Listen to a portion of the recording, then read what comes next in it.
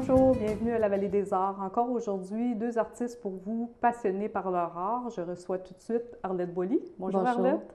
Bonjour François. Ça va bien? Oui, Merci d'avoir accepté notre invitation et de venir partager avec nous ta passion de la peinture. tout le plaisir est pour moi. Arlette, tu peux nous parler un petit peu de toi? Comment l'art est arrivé avec toi? Tu es issue d'une famille, déjà je pense que la culture était très présente. Oui, effectivement, l'art, ça a toujours été en dedans de moi. Toute ma vie, j'ai fait du dessin. J'ai appris le dessin de mode chez Angelina Di Bello.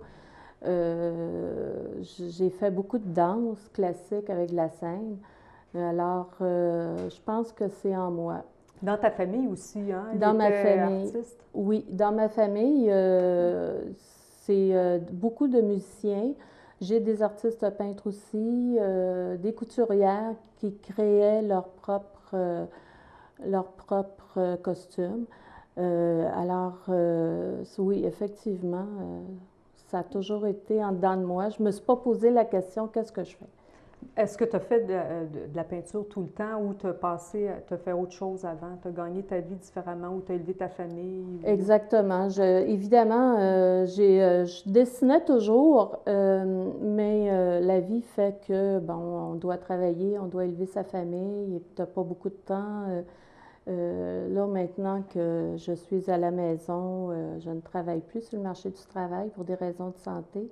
Alors, ça a été naturel pour moi de commencer la peinture euh, en 2000. En l'an 2000.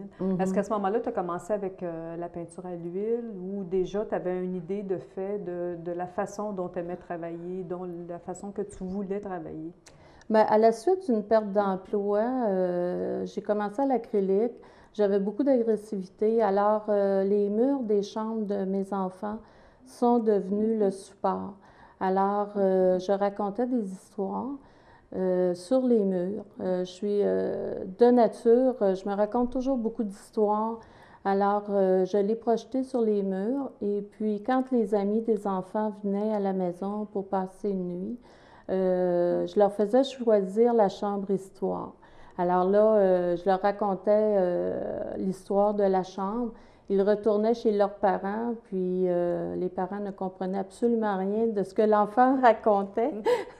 Alors, j'ai commencé comme ça, vraiment là, à l'acrylique pour la peinture. Et les ateliers de peinture de Belleuil sont venus par la suite en 2000. Compléter. Compléter l'évolution de cet art. Est-ce que tu te qualifierais de peintre naïf? Oui, c'est naïf, exactement. J'aime raconter mes histoires sur toile parce que j'aime que les gens entrent dans mon univers. J'ai beaucoup d'ailleurs de difficultés à vendre mes toiles parce que je suis très attachée à mes toiles. C'est mes tripes qui vont là-dessus. Alors, Donc, ta recherche de sujet, elle vient spontanément. elle vient Ou spontanément. c'est des choses que depuis déjà plusieurs années, des histoires que tu te racontes depuis plusieurs années, puis que là, tout à coup, une journée, tu te dis, ah tiens, aujourd'hui, celle-là vient me chercher, c'est ce que j'ai le goût de mettre sur toile. C'est pas venu du jour au lendemain. Ça a toujours été comme ça. J'ai toujours eu ce tempérament-là de scénario, d'histoire, de mise en scène. Pour moi, c'était normal que ça aille sur une toile ou un support quelconque. À ce moment-là, avec les nouvelles techniques, est-ce que ça te permet justement d'aller, de pouvoir rendre tes histoires, parce qu'on sait que les techniques MIC aujourd'hui nous permettent pratiquement En effet, n'importe quoi. en effet, les démonstrations qui nous sont offertes par les ateliers de peinture de Belleuil, il y en a très peu que j'ai manqué parce que euh, c'est en observant les autres, ce qu'ils font, leurs techniques qu'ils développent. C'est comme ça qu'on évolue. Mais quand on vit dans un monde imaginaire, justement, toutes ces nouvelles techniques-là sont un outil fabuleux, finalement, de Absolument. pouvoir interpréter la matière, de pouvoir lui donner une autre vie, finalement, que ce qu'elle est au départ. Exact. Tout à fait.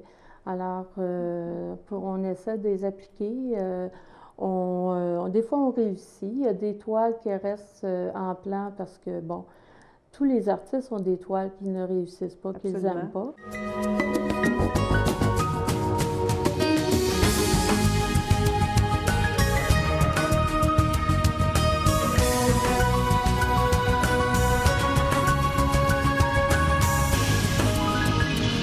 Alors, ça reste en plan, puis à un moment donné, je reprends la toile, je la sable et je recommence autre chose.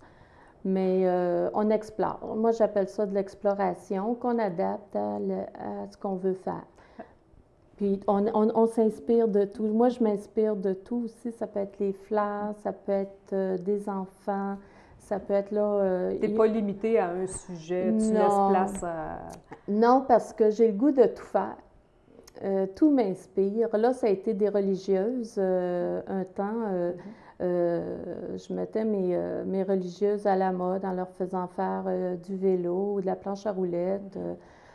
Pour moi, c'était intéressant de rendre hommage aux religieuses qui étaient là au début de la colonisation du Québec, qui étaient nos premières féministes finalement. Elles s'occupaient de la santé, elles s'occupaient des démunis, elles s'occupaient de l'éducation. Alors, c'était des femmes là, extraordinaires puis extrêmement débrouillardes. Elles ont su rendre le peuple québécois là où il est rendu en ce moment. Il y a un petit peu plus tôt, tu nous disais que il y a des toiles que tu as de la difficulté à laisser aller tes toiles parce que c'est tes bébés, c'est ton histoire, oui. Tout ça. Mais il n'y a pas une espèce de partage qui se fait quand les gens arrivent devant ta toile. Tu m'expliquais qu'à Saint-Denis, l'été passé, justement, les gens arrivaient devant tes toiles et puis il y a quasiment des forums de discussion autour de tes toiles. Tout à fait. Et pour moi, ça a été une grande surprise parce que c'était la première fois que je sortais de mon atelier et des ateliers de Belleuil pour aller exposer mon travail en public. Et si les chiffres sont exacts, là, je peux me tromper, mais il y a une vingtaine de mille de personnes qui ont passé à Saint-Denis. Et mes toiles étaient sur le devant de la table de mon kiosque. Et là, il y a des attroupements qui se formaient devant mes toiles. Alors que ce soit des personnes âgées ou des enfants et des ados, ils racontaient des histoires sur les toiles. Ils s'imaginaient là que, regarde, la religieuse a fait de la planche à roulettes, puis elle a fait une course avec le petit chien. Puis, alors pour moi, ça a été une surprise, une belle surprise pour moi. Alors, je me suis dit, ben voilà, mon but est atteint. Ton but est atteint. Est-ce qu'à ce moment-là, tu vas avoir plus de facilité à laisser aller tes toiles chez les gens? Ah, il faut que je le fasse, même si ça me crève le cœur, parce que mon atelier se remplit. Ma maison aussi, d'ailleurs. Alors, il faut que je fasse de la place pour continuer. J'en donne beaucoup aussi. Tu en donnes beaucoup? Oui. Est-ce que tu as des beaux projets qui s'en viennent prochainement, l'été prochain, au courant des prochains je mois? retourne à Saint-Denis le 14 et le 15 août à la fête du Vieux Marché et à Tobin Park, au marché, le marché qu'il y a la fin de semaine. Alors, après ça, ben, je vais me promener, je vais aller voir les autres peintres. Tu vas être là pour recevoir les gens, pour recevoir leurs histoires. Est-ce que ça peut être une source d'inspiration pour toi aussi d'avoir les histoires des gens? Oh, tout à fait. On m'a donné des idées. Juste voir les gens marcher devant mon kiosque, ça me donne des idées. Je prends des photos. Puis je garde tous les photos. J'ai besoin d'un personnage, je regarde mes photos. Les ados, comment ils s'habillent, ce qui m'a donné l'idée de mettre des bas gris ravalés à mes religieuses. Alors, non, voir les gens vivre m'inspire énormément. C'est une bonne façon, en fait, d'aller chercher son inspiration, ça, c'est sûr. Donc, ce que tu nous expliques, c'est que de regarder les gens, pas tes supports, mais tes documents, en fait, tu as plein de documents qui te servent en plus d'avoir ton imagination, tu as plein de documents qui te servent à monter tes toiles, à aller chercher des détails qu'on ne penserait pas nécessairement. Oui. Pas juste des photos, ça peut être du papier, ça peut être, mon Dieu, un sac en filet pour transporter les oranges. Je peux faire des tulles avec ça, là, juste en m'en servant comme pochoir. Alors, un moment donné, je suis allée, je fais du vitrail également.